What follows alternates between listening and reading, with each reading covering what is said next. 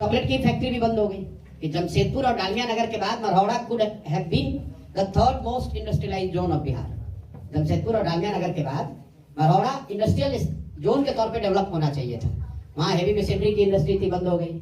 वहाँ पर अब आपका चीनी मिल बंद हो गया, वहाँ पर मॉटन की फैक्ट्री बंद हो गई। वहाँ का सबसे बड़ा बिहार का डिस्टिलरी था, सबसे बड़ा। डिस्टिलरी की बात तो नहीं कर रहा हूँ क्योंकि शराबबंदी लागू है और आप लोग शराबबंदी के लिए ही वोट देते हैं। आप लोग मतलब यहाँ की जनता जन स्वराज अगर सत्ता में आते हैं तो क्या करेगी, क्या वादा करेगी सारण की? कोई ऐसा वादा नहीं करेंगे जो आप वादा सुनते रहे हैं। हम लोग एक किसी पर्टिकुलर चीनी मिल के चालू करने को लेकर कोई मैं वादा नहीं कर सकता हूं, क्योंकि इस तरह का वादा जो भी करता है वो बिना सोचे समझे करता है। मरौड़ा चीनी मिल को अलग से पुनर्जीवित नहीं किया जा सकता है।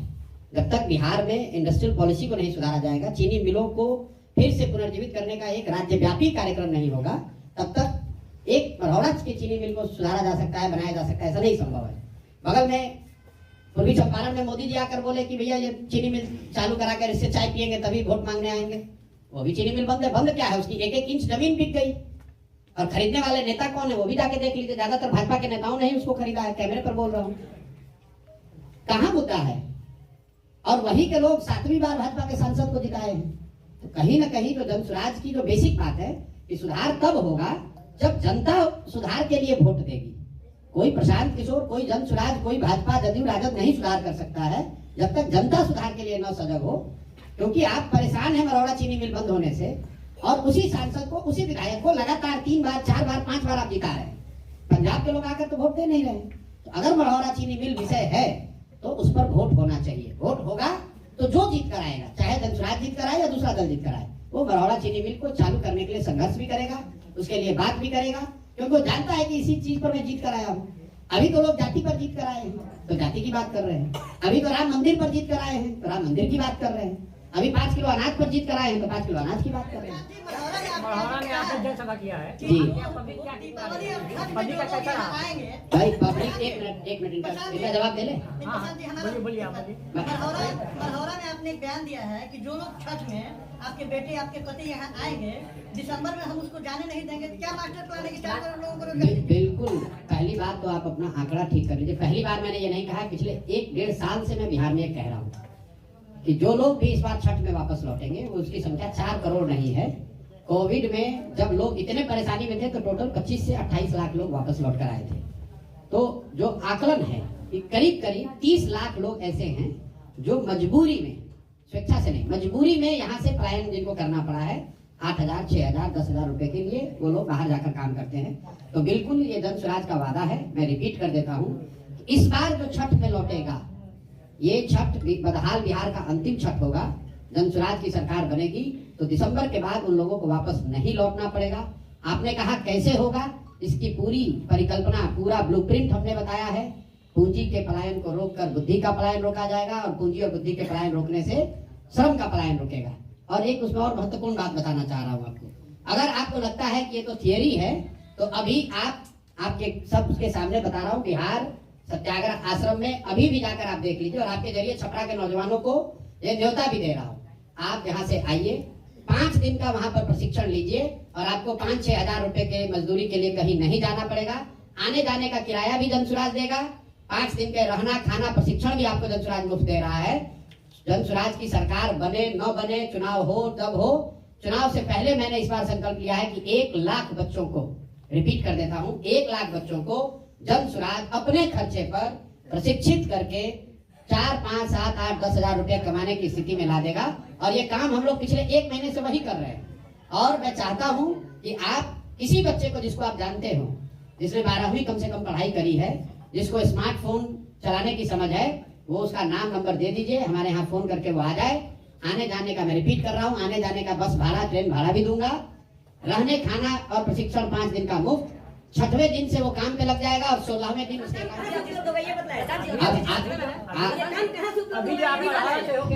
जी काम। 1 मिनट, अब देखिए आपका अपना नजरिया है कि काम कहाँ से उपलब्ध होगा। काम मैंने क्या कहा, टेक्नोलॉजी से होगा। आप YouTube चलाते हैं, आप तो यूट्यूबर हैं या पत्रकार हैं तो YouTube चलाते होंगे। YouTube क्या बेचता है? YouTube ने तो छपरा में आकर सीमेंट का दुकान नहीं खोला है। बिहार और इंडिया में YouTube ने अपना ऑफिस खोलकर स्टील और छड़ बनाने की फैक्ट्री नहीं लगाई है। क्या बेच रहा है? फिर भी देश भर के जितने बिजनेसमैन हैं उनसे ज्यादा पैसा यूट्यूब के मालिकों के पास है। तो दुनिया में सुनो तो भाई, बहुत सारे ऐसे रास्ते हैं जिसके जरिए आप 5, 7, 8, 10 हजार रुपया कमा सकते हैं। जो कॉल सेंटर, एक मिनट रुकिए भैया, एक तो आप समझना नहीं चाहते हो। आपने सवाल पूछा है कैसे दे रहे हैं नौकरी, हम कह नहीं रहे कि दे देंगे, दे रहे हैं। अभी आप भेजिए लोगों को। आप सुनते हैं कि देश में लाखों लोग कॉल सेंटर के जरिए नौकरी पाए हुए हैं। तो हम यहाँ पर बच्चों को क्या ट्रेनिंग दे रहे हैं कि कैसे वो घर बैठे रूरल कॉल सेंटर चला सकते हैं।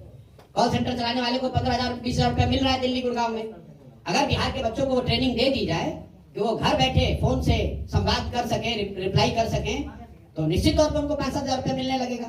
और आप आइए, इसी की ट्रेनिंग दे रहे हैं। कुछ नया कीजिएगा तभी तो रोजगार मिलेगा। आपको लगता है कि खाली मढ़ौरा चीनी मिल बनने से सबको रोजगार मिल जाएगा? अगर मढ़ौरा चीनी मिल बन भी जाए तो 4-5-10 हजार लोगों को फायदा होगा। बिहार में तो 50 लाख लोग बेरोजगार हैं। तो हम लोग वो बात नहीं कहते जो यहाँ पर पहले से कही जा रही, कमाएंगे सरकारी नौकरी दे देंगे।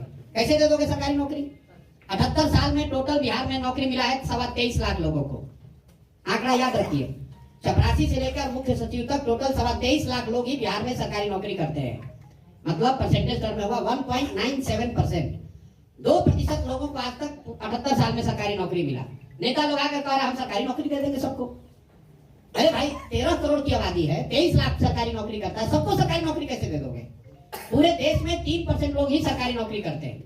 तो मैक्सिमम 3-3.5% से ज्यादा आबादी सरकारी नौकरी कर ही नहीं सकती है। लोग यहाँ बता रहे हम सरकारी नौकरी से बेरोजगारी दूर कर देंगे। कैसे कर दोगे दूर? बेरोजगारी दूर करने का तरीका है शिक्षा और युवाओं के हाथ में पूंजी, टेक्नोलॉजी का प्रयोग, जिससे लाखों बच्चों को स्वरोजगार मिलेगा। अपने घर बैठकर लोग 10,000, 15,000, 20,000 रुपए कमा रहे हैं। ये एआई का जमाना है, आर्टिफिशियल इंटेलिजेंस का जमाना है, और हम लोग जी रहे हैं 1960 में। रोजगार टेक्नोलॉजी से मिलेगा। अभी देश में सबसे ज्यादा रोजगार कहाँ आ रहा है? डेटा सेंटर से आ रहा है। बिहार में एक भी डेटा सेंटर का नाम ही नहीं कोई जानता है।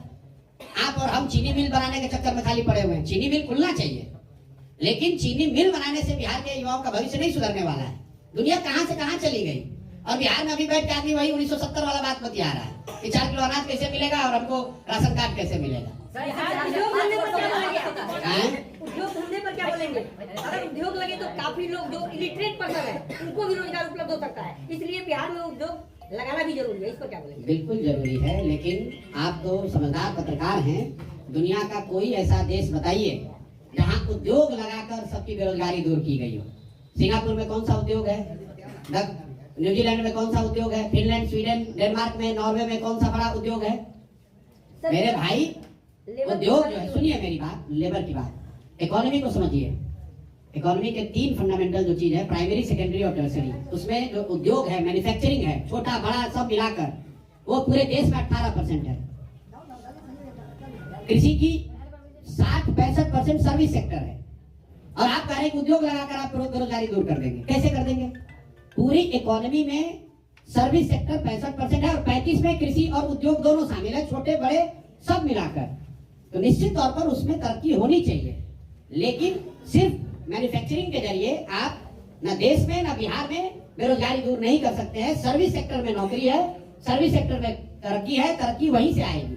अगर होटल बन रहा है उसमें 50 लोगों को नौकरी मिली है, उसमें रिसेप्शन पे कोई बैठा है। अगर यहाँ 50 रेस्टोरेंट है तो उसमें 200 लोगों को नौकरी मिली है। अगर यहाँ 1000 टैक्सी चल रही है उसमें लोगों को नौकरी मिलेगी।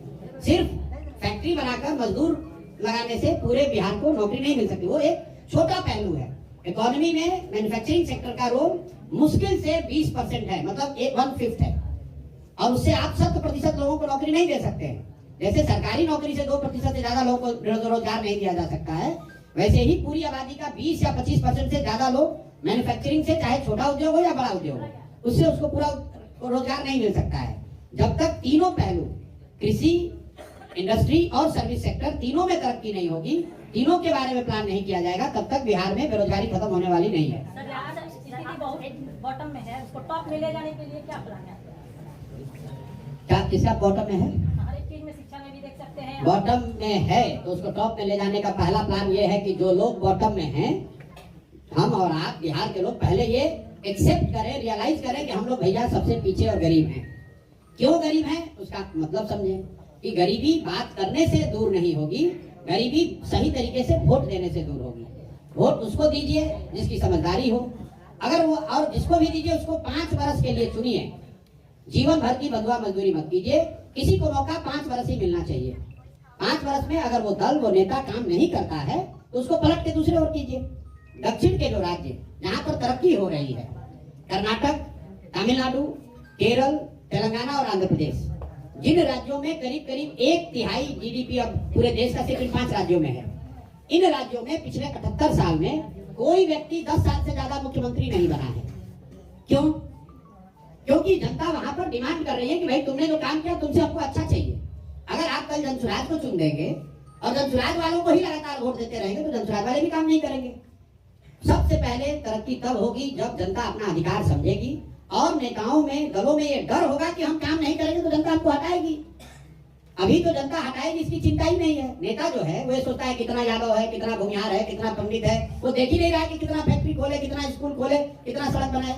चुनाव लड़ने के लिए उसको मालूम है लोग जाति पर वोट देंगे, तो वो स्कूल की चिंता क्यों करे, फैक्ट्री की चिंता क्यों करे। मैं आपको बता रहा हूँ कि मरौड़ा चीनी मिला बता रहे हैं बहुत बड़ा जख्म है, और आप लोग, सब लोग, हम लोग मिलकर जो लोग मरौड़ा चीनी मिल को बंद कराए उनको वोट दे रहे हैं, जो लोग मरौड़ा चीनी मिल खोलने का गलत वादा किए उन्हीं को वोट किए जा रहे हैं। तो कैसे सुधार होगा? सर एक मिनट, सर आपने कहा कि हम सोशल मीडिया के जरिए, हमने कहा एक बात और कि डायस पे इतने लोग बैठे हैं, सबसे बड़े ज्ञानी हम ही नहीं है। आप सब सवाल को ढंग से भी पूछिए। सर एक लास्ट सवाल है, आपने बोला कि सोशल मीडिया के जरिए बच्चों को जॉब देंगे। सोशल मीडिया नहीं, टेक्नोलॉजी। आज से 1-1.5 साल पहले आपका आईटी टीम यही काम फोन करके यूट्यूब चलाते हैं, वादा करते थे कि हम ऐसे करेंगे, ऐसे सिखाएंगे, आप अच्छे कमाई कर सकते थे यूट्यूबर से। उसके बाद बच्चों का बहुत कि हम कोई खराबी होगा, कोई प्रॉब्लम, हम आपके संभालने के लिए हैं, पेश भी कर दिया जाएगा। आपके सामने प्रूफ है, मेरा पेज 3 पेज था, इसका नुकसान लगभग 8-10 महीने में लगभग 17-18 लाख रुपया मेरा बर्बाद हुआ। आप उसके बाद हमारे वजह से आपका 17-18 लाख नुकसान हो गया। आपकी आईटी टीम ने जाना, मैं प्रूफ दे सकता हूँ। अच्छा, आप अलग से आके मिलिए। अगर आप 17-18 लाख रुपए कमा रहे थे, अभी भी कमाते हैं सर 17-18 लाख, तो चलिए कम से कम आप मेरे इस बात को तो प्रमाणित कर रहे हैं कि, सुनिए ना, कि YouTube के जरिए या टेक्नोलॉजी के जरिए 17-18 लाख रुपया भी कमाया जा सकता है। आप तो हमारी बात कह रहे हैं। आपके साथ किसने क्या धोखा कर दिया, अभी कैमरे के बाद यहाँ बैठिएगा, अगर कोई धोखा किया होगा खर्चा नाम से ले लीजिएगा। चलिए, लेकिन मुझे खुशी है कि बिहार के युवा होने के नाते आपने ये समझ बनाई है कि टेक्नोलॉजी के माध्यम से लाखों रुपया कमाया जा सकता है। उसके लिए हरियाणा में जाकर, गुजरात में जाकर किसी फैक्ट्री में 8-10 हजार रुपए की मजदूरी नहीं करनी पड़ेगी। और अगर आप कर सकते हैं तो बहुत सारे लड़के कर सकते हैं। आपका क्या मसला है, उस पर अलग से बात करें। लगातार बात आप कर रहे हैं कि बिहार में रोजगार भी है, आपकी पार्टी में भी तमाम नेता हैं, क्या आपका दल भी आगे जो आने वाले प्रत्याशी हैं उस पर किस तरह के प्रत्याशी पर दाव लगाने वाला है, ऐसा कुछ मतलब कैटेगरी क्या है? मतलब कि बिहार के हम नेताओं का चुनाव करेंगे, उनको रोजगार थोड़ी ना दे रहे हैं। लोग तो पहले से रोजगार वाले लोग। मतलब आप क्या करेंगे, ऐसे लोगों को एमएलए बनाएंगे और एमएलए रोजगार के लिए पा रहा है। बिहार के लोग जो बाहर जा रहे हैं, युवाओं, देखिए युवाओं की जो यहाँ तक भागीदारी का सवाल है, निश्चित तौर पर एक बहुत बड़ी संख्या में युवा आपको जनसुराज के टिकट पर लड़ते हुए नजर आएंगे। लेकिन जनसुराज का क्राइटेरिया ये नहीं है कि आप युवा हैं इसलिए आपको टिकट मिल जाएगा। अगर आप सही व्यक्ति हैं, समाज में आपकी पकड़ है, समाज के लोग आपको चाहते हैं, तो आप युवा हो या बुजुर्ग आपको टिकट मिलेगा। लेकिन स्वाभाविक तौर पर चूंकि हम लोगों ने कहा है कि ज्यादातर उम्मीदवार, मैं कह सकता हूँ कि 2/3 से ज्यादा उम्मीदवार ऐसे लोग होंगे जो नए चेहरे होंगे, उसमें युवा भी बड़ी संख्या में होगा। भाई देखिए, एक मिनट इनका पहले जवाब दे लें। मेरे से सवाल ये पूछा गया कि आप चुनाव कहाँ लड़ेंगे, क्या आप चुनाव लड़ेंगे। मैंने कहा कि अभी तक मैं चुनाव नहीं लड़ूंगा, यही निर्णय है। लेकिन मैं दल से ऊपर नहीं हूँ। दल ने अगर निर्णय ले लिया तो जो दल निर्णय करेगा वो करूंगा। अगर दल ने निर्णय लिया कि मुझे राघोपुर से लड़ना है तो राघोपुर से भी लड़ूंगा। दल ने निर्णय लिया कि हरनौत से लड़ना है तो हरनौत से लड़ेंगे। जो भी दल से निर्णय होगा वो उसको मुझे मान्य, वो मेरे लिए मान्य होगा। प्रशांत जी, आप लगातार बिहार में जाति आधारित राजनीति पर चोट करते रहे हैं, लेकिन उपचुनाव में आपने भरपूर चोट की, लेकिन कोई अच्छे नतीजे जनसुराज के लिए नहीं है। अभी भी आप इस बात को दोहराया है आपने कि बिहार की जनता जाति पाति के आधार पर वोट करती है। तो ऐसे में जो कमिंग इलेक्शन है, इसके लिए आपकी पार्टी की रणनीति में कोई बदलाव आया है? मैंने ये नहीं कहा कि आपने बात को ध्यान से सुना नहीं। हमने ये नहीं कहा कि बिहार की जनता जाति पाति पर वोट करती है। मैंने ये कहा कि अगर जाति पर वोट करोगे तो आपको विकास नहीं मिलेगा। मैं रोज कहता हूँ कि बहुत सारे लोग आपके छपरा में, बहुत सारे लोगों ने लोकसभा में मोदी जी के नाम पर वोट दिया है। मोदी जी के जाति के लोग तो नहीं रहते हैं छपरा में, तो मैं ये नहीं मानता हूँ कि हर व्यक्ति जाति पर वोट देता है, लेकिन आप जाति के लिए वोट दें या 5 किलो अनाज के लिए वोट दें या मंदिर के लिए वोट दें या हिंदू मुसलमान के नाम पर वोट दें, जिस चीज के लिए वोट देंगे वो चीज आपको मिलेगी। ये बात जनसुराज बता रहे हैं, हम लोग बता रहे हैं कि आप अपने बच्चों के पढ़ाई रोजगार के लिए वोट दीजिए, वो भी आपको मिलेगा। रह गई बात आपने कहा उपचुनाव की, तो 2-3 बात आप समझ लीजिए। उपचुनाव में जनरली अक्रॉस इंडिया पिछले 75 साल में देख लीजिए 90% केस में जो रूलिंग पार्टी है वही जीतती है। दूसरी बात, जो परिणाम आए वो निश्चित तौर पर हम लोग के आशा का अनुरूप नहीं थे, मैं उससे कोई एक्सक्यूज नहीं करता हूँ, लेकिन 10 दिन पुरानी पार्टी, हम लोग को 1 नवंबर को सिंबल मिला है, 31 अक्टूबर को 10 दिन के बाद चुनाव हुआ और हम लोग को 10% वोट आया। जदयू यहाँ पर 30 साल से तो राज कर रहे हैं, 18-19-20 साल से तो नीतीश बाबू मुख्यमंत्री हैं। जदयू जब अकेले लड़ी थी तो उनको 16% वोट आया था। पिछले बार भाजपा को 19.6% वोट आया है बिहार में। तो 10 दिन पुरानी पार्टी को 10% वोट आया है, वो इतना भी बुरा नहीं है। 10% वोट अगर किसी दूसरे दल को आता तो आप लोग कहते हैं कि भैया 21 गठबंधन में जाएंगे, इनको कितना सीट मिलेगा। लेकिन मुझे खुशी है कि आपकी और हम लोग की खुद की भी अपेक्षा, हम लोगों ने बार हायर सेट किया है। हम लोग 10% 15% वोट लेने नहीं आए हैं, हम लोग बिहार जीतने भी नहीं आए हैं, हम लोग बिहार को सुधारने का लक्ष्य लेकर आए हैं। तो हम लोग को और मेहनत करने की जरूरत है। और आपने उपचुनाव के बाद जो एमएलसी का चुनाव हुआ वो नहीं देखा, जहां आपको 22% वोट हम लोग को मिला, जीते वहां भी नहीं, लेकिन राजद तीसरे नंबर पे था, एनडीए चौथे नंबर पर और जनसुराज दूसरे नंबर पर 22% वोट के साथ था। आप थोड़ा सा समय दीजिए, अभी चुनाव आने दीजिए, दूध का दूध पानी का पानी हो जाएगा। लेकिन अंतिम एक और बात सुन लीजिए, मैं यहाँ पर एमएलए बनने नहीं आया हूँ, मुझे एमएलए बनकर मंत्री बनकर अपना जीवन नहीं सुधारना है। मैं बिहार को सुधारने के नजरिए से आया हूँ, एक सोच एक विचार लेकर आया हूँ और जनता को मैंने बार बार ये आश्वस्त किया है कि मैं कुछ भी हो जाए उसके ईमानदारी और शुद्धता में कमी नहीं आने दूंगा। और अगर उसके लिए 2 साल 5 साल 10 साल भी लगे तो मुझे कोई घबराहट नहीं है, मैं बिल्कुल पीछे हटने वाला नहीं हूँ। कोई भी जब आप बड़ा काम लेते हैं तो स्वाभाविक तौर पर उसमें अच्छे दिन भी आएंगे और कुछ झटके भी लगेंगे। लेकिन आज जनसुराज इतनी बड़ी ताकत है, इतनी बड़ी ताकत है कि कोई भी दल बिना जनसुराज की बात किए हुए अपने चुनाव की परिकल्पना नहीं कर सकता है, ये आपको भी मालूम है। ये बताइए कि बिहार में बेरोजगारी बहुत ज्यादा है,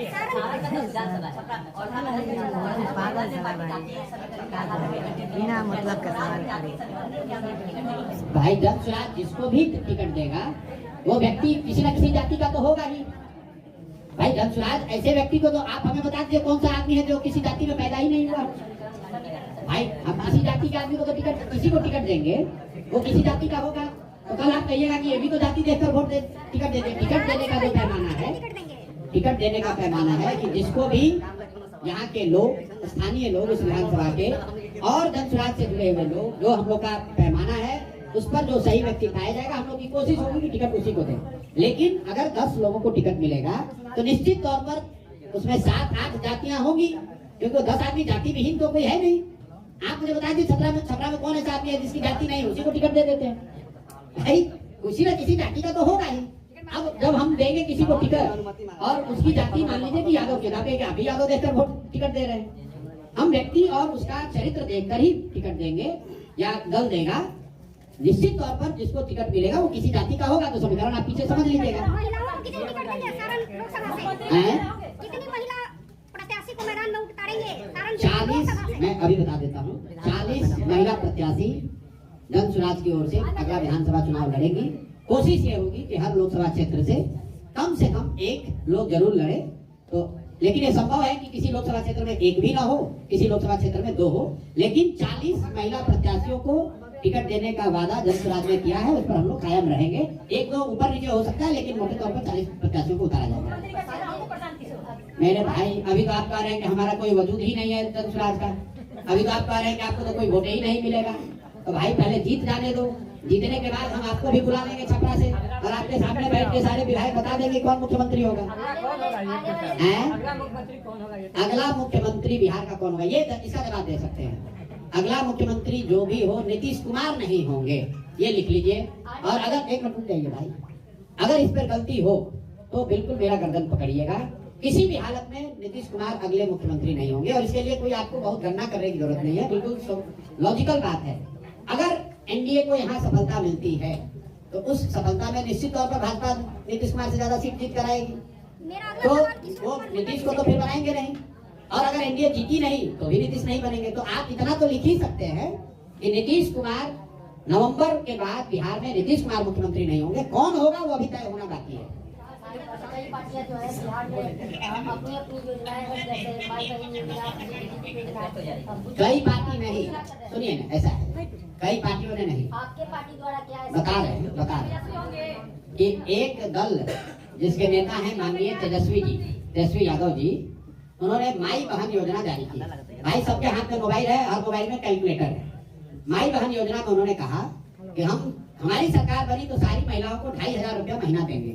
बिहार में 6 करोड़ महिलाएं हैं, 1 करोड़ अगर बच्चियों को हटा भी दे तो 5 करोड़ महिला हुई। 5 करोड़ गुने 2,500 कर दो भाई, गुने 12 महीना कर दो, 1,50,000 करोड़ से ज्यादा का बजट हो गया। बिहार का योजना बजट कितना है? टोटल बजट है 3 लाख करोड़, उसमें योजना बजट है करीब करीब 1 लाख करोड़। तो 1 लाख करोड़ अभी आया है बजट 2 दिन पहले। 1 लाख करोड़ में वो 1.5 लाख करोड़ रुपया की योजना कैसे चला देंगे, ये तो भाई हमारे समझ से परे है। वो आपको बता देंगे तो आप हमको बता दीजिए कि साहब जब बिहार का बजट है 1 लाख करोड़ तो आप 1.5 लाख करोड़ रुपया कहाँ से दे दीजिएगा। और इतना बड़ा ज्ञान अभी आप 1.5 वर्ष पहले उप मुख्यमंत्री थे, तब क्यों नहीं आया था?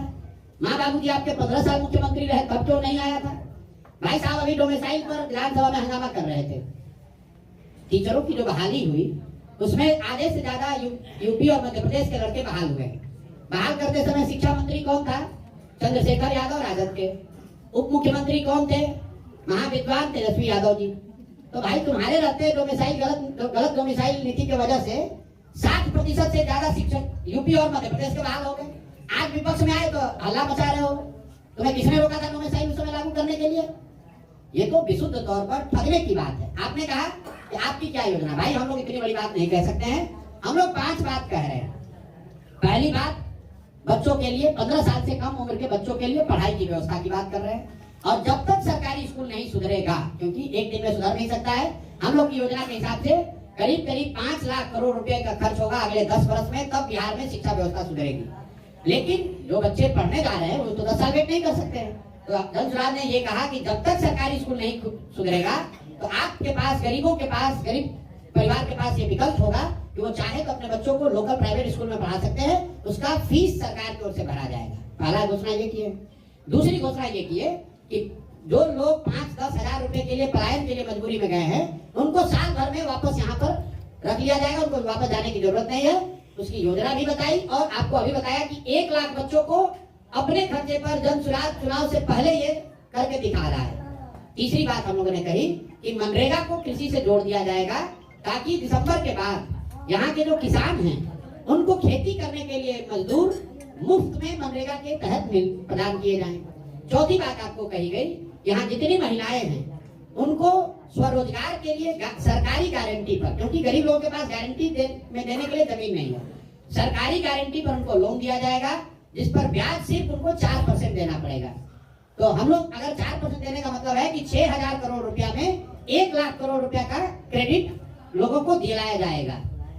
10% अगर सरकार मान लो कि बैंक का ब्याज है, 4% पब्लिक देगी, 6% सरकार देगी, 6,000 करोड़ रुपया का खर्चा है, 1 लाख करोड़ रुपया लोगों को लोन मिलेगा स्वरोजगार के लिए। और अंतिम बात जो बताई गई है कि 60 वर्ष से ज्यादा उम्र के जितने लोग हैं जिनको पेंशन 400 रुपया मिल रहा है, उसमें आप दिव्यांग और विधवा लोगों को भी जोड़ लीजिए, मैं अलग से नहीं बोलता हूँ, मतलब जिसको भी पेंशन 400 रुपया मिल रहा है उसको 2,000 रुपया दिसंबर 2025 से मिलने लगेगा। इसका खर्चा आएगा करीब करीब 12,000 करोड़ रुपया साल का। तो हम सिर्फ योजना नहीं बता रहे हैं, योजना पर क्या बजट लगेगा और वो बजट कहाँ से आएगा ये भी बता रहे हैं। भैया एक ही बात पर इतनी बार विचार बताएं, जनसुराज की सरकार बनी तो 1 घंटे में शराबबंदी हटा देंगे, क्योंकि शराबबंदी बिहार में लागू है ही नहीं। वृद्धा पेंशन 2,000 रुपया कहाँ से? अरे भैया 12,000 2500 रुपया तेजस्वी नहीं दे सकते हैं तो 2,000 वृद्धा पेंशन आप कैसे दे सकते हैं? मेरे भाई कौन से क्लास में आप गणित पढ़े हैं? यहाँ पर मैंने आपको गणित बताया कि महिलाओं को 2,500 रुपए देने का मतलब है 6 करोड़ महिलाओं को 5 करोड़ महिलाओं को देना पड़ेगा। 60 वर्ष से ज्यादा उम्र के कितने लोग रहते हैं बिहार में? 60 वर्ष से ज्यादा उम्र के कितने लोग रहते हैं बिहार में? 1 करोड़ से कम। दोनों में फर्क आपको नहीं समझ में आ रहा है भाई साहब? अमूमन मेरा सवाल है कि पहले बात सुनिए जी। वही सुनने के बाद तैयार नहीं कर रहा मेरे भाई, जो इंटरसिटी नहीं चल रही है तो अपने माननीय सांसद जी, जो भाजपा के बड़े नेता हैं, आपके वोट और आपके आशीर्वाद से बार बार जीत रहे हैं, उन्हीं की दिल्ली में सरकार है, उनसे आग्रह कर रहा हूं भाई कि आपकी सरकार ने गुजरात में 1 लाख करोड़ रुपया हम लोग के नाम पर लोन लेकर बुलेट ट्रेन बनाने का प्रयोजन किया है। तो माननीय मोदी जी से मिल लीजिए और मिलकर एक इंटरसिटी अपने क्षेत्र के लिए भी जारी करा दीजिए। और अश्विनी वैष्णव जी से भी व्यक्तिगत आग्रह कर रहा हूँ आपके माध्यम से कि भाई छपरा के लोगों को, सांसद की बात सुनिए मत सुनिए, छपरा के लोगों पर इतना मदद कीजिए, इन लोगों के लिए एक इंटरसिटी यहाँ शुरू करा दीजिए। पहला सवाल ये है कि बिहार में भी आपकी पार्टी पूरी तरह से स्टैब्लिश नहीं हुई है और आप तमिलनाडु भी जा रहे हैं, क्या लगता है भविष्य में आप बहुत जल्दी राष्ट्रीय पार्टी है तो राष्ट्रीय तमिलनाडु दूसरा सवाल ये है कि नीतीश जी ने आज फिर रविशंकर प्रसाद जो सांसद है उनके पैर छूटने की कोशिश की और तेजस्वी ने आज महिला सम्मान सम्मेलन किया, इसको क्या कहेंगे? भैया देखिए, जहाँ तक माननीय मुख्यमंत्री जी के सवाल है तो ये चीज कोई हमारे कहने की बात नहीं है। मैं ज्यादातर लोगों पे व्यक्तिगत कोई आरोप आक्षेप नहीं लगाता हूँ, लेकिन नीतीश जी की मानसिक हालत अच्छी नहीं है, ये बात हमने नहीं कही। सबसे पहले नवंबर 2023 में ये बात सुशील कुमार मोदी जी ने कही विधानसभा के सामने खड़े होकर कि नीतीश जी को लगता है मानसिक कोई गंभीर बीमारी है। उसके बाद यहाँ तेजस्वी जी ने भी कहा, कई बड़े नेताओं ने कहा, और पिछले कई महीनों से बिहार में ये चर्चा आम है। तो हमने ये मांग करी कि नीतीश जी की जो मानसिक स्थिति है उस पर मेडिकल जांच होकर एक बुलेटिन अगर सरकार जारी कर दे तो ये चर्चा जो आम है ये खत्म हो जाएगी। है, सरकार तो बात मानेगी नहीं। तो मैंने कैमरे पर भी कहा है कि नीतीश जी फिजिकली टायर्ड और मेंटली रिटायर्ड होने की स्थिति में हैं। अगर आपको इसका भरोसा नहीं है तो कोई भी पत्रकार नीतीश जी से खाली ये पूछ ले कि उनके मंत्री परिषद में साथी मंत्रियों का नाम क्या है। नीतीश कुमार आज के तारीख में दावे के साथ कह रहा हूँ आपको, अगर कैमरे पर आकर बिना पेपर देखे नीतीश कुमार अपने मंत्री परिषद के साथी मंत्रियों का नाम और विभाग बता दें तो मैं पूरा जन सुराज का अभियान वापस लेकर नीतीश कुमार को नेता मानकर उनके समर्थन में खड़ा हो जाऊंगा। बिल्कुल उनकी मानसिक स्थिति स्वस्थ वो नहीं है, वो स्वस्थ हो ऐसी मैं कामना करता हूं, लेकिन मुख्यमंत्री होने के नाते उनको इस बात का, उनके साथियों का, उन सहयोगियों का को संज्ञान लेना चाहिए कि जो व्यक्ति अपने साथियों का, अपने मंत्री परिषद का नाम नहीं जानता वो बिहार की समस्याओं से कैसे निपटेगा। मेरा अगला सवाल किशोर कुमार मुन्ना से है। भाई, जो आपने पहला सवाल पूछा, तमिलनाडु में जो विजय हैं जिन्होंने टीवी के पार्टी शुरू की है वो हमारे पुराने मित्र हैं और कहीं ना कहीं जब मैंने यहाँ जन सुराज शुरू किया तभी हम लोगों ने तय किया था कि वो तमिलनाडु में डीवीके के नाम से एक ऐसा ही प्रयास शुरू करेंगे। तमिलनाडु में चुनाव बिहार चुनाव के 6-7 महीने के बाद है, तो मेरा ये फर्ज है कि मैं उनकी मदद करूं। वो भी यहाँ मेरी मदद के लिए आएंगे और मैं भी उनकी मदद के लिए गया था। मेरा अगला सवाल किशोर कुमार मुन्ना से है। तेजस्वी का जो आपका सवाल है, मैंने पहले आपको कह दिया, जिनके माँ बाप के राज को कोर्ट ने जंगल राज कहा, वो माँ बहन के सम्मान की बात करें वो उचित नहीं लगता है। माँ बहन की सम्मान की बात तब होती जब उनके राज में सुरक्षा की बात होती, शिक्षा की बात होती। और ये योजना बनाकर ये झारखंड से कॉपी किए। तो अभी विधानसभा चुनाव हुआ वहाँ पर महाराष्ट्र में और झारखंड में ऐसे ही कैश ट्रांसफर की स्कीम की वजह से 2 लोग चुनाव जीते हैं। तो ये लोग चुनाव जीतने के लिए कुछ भी कर सकते हैं। भाई, मैं आपको एक और बात बता दूं, सिर्फ बिहार ही नहीं, दिल्ली और गोवा जैसे 2-3 छोटे राज्यों को छोड़ दीजिए तो देश का कोई भी राज्य अपने यहाँ रहने वाली सारी महिलाओं को, बिहार की तो बातें छोड़ दीजिए, बिहार की तो हालत ही नहीं है, कोई भी राज्य इंक्लूडेड, महाराष्ट्र इंक्लूडेड, अपने राज्य में रहने वाली सारी महिलाओं को 2,500 रुपया महीना नहीं दे सकता है। किसी राज्य की वित्तीय हालत की स्थिति ऐसी नहीं है। बिहार में तो ये सपने से भी आगे की बात हो गई। अब भैया 8 लोग यहाँ बैठे हुए हैं, अब आपको कोई नहीं दिख रहा है, तब हम उसके लिए क्या कहें। अगला सवाल किशोर कुमार मुन्ना से है। अब आपको यहाँ के बिहार के सबसे बड़े वकील हैं, ये आपको नहीं दिख रहा है, वाईबी गिरी, इनका ससुराल यही मांझी में है। आपको रामबली चंद्रवंशी जी नहीं दिख रहे हैं, तो यहाँ के एमएलसी है, लंबी लड़ाई लड़ी है, अपने पद से इस्तीफा दिया, एक तरह से एमएलसी का पद छोड़ा है पिछड़ों की लड़ाई लड़ने के लिए। बच्चा राय जी आपके जिले के मतलब वर्षों से राजनीति करने वाले व्यक्ति हैं, उर्मिला जी हैं, ये चुनाव लड़े हैं, कन्हैया जी यहाँ। अब कोई आपको दिख ही नहीं रहा है तो मैं क्या कर रहा है बताइए, हमने सबको बैठा रखा है। इस पर तो सब सहमत है कि प्रयास होना चाहिए। तो प्रयास, मैं तो आप पत्रकार हैं, हम आपसे उल्टा सवाल पूछ रहे हैं। बिहार को सुधारने का, बिहार में व्यवस्था परिवर्तन का प्रयास होना चाहिए कि नहीं होना चाहिए? होना चाहिए। तो प्रयास मैं करूं या आप करें? प्रयास आज हो या 10 वर्ष के बाद हो, करना तो किसी न किसी बिहार के आदमी को ही पड़ेगा। तो खाली ये कहते रहने से कि बहुत अंधेरा है, अंधेरा खत्म नहीं होगा, किसी को दिया जलाना पड़ेगा। अब वो दिए का प्रकाश कितना होगा ये तो समय बताएगा। हमारा काम है दिया जलाना, हमारा काम अंधकार को बढ़ाना नहीं है, अंधकार पर सिर्फ टीका टिप्पणी करना नहीं है। भगवान ने मुझे जो शक्ति बुद्धि दी है, मैं अपनी तरह से ईमानदारी से उसको अंधकार को कम करने का, दूर करने का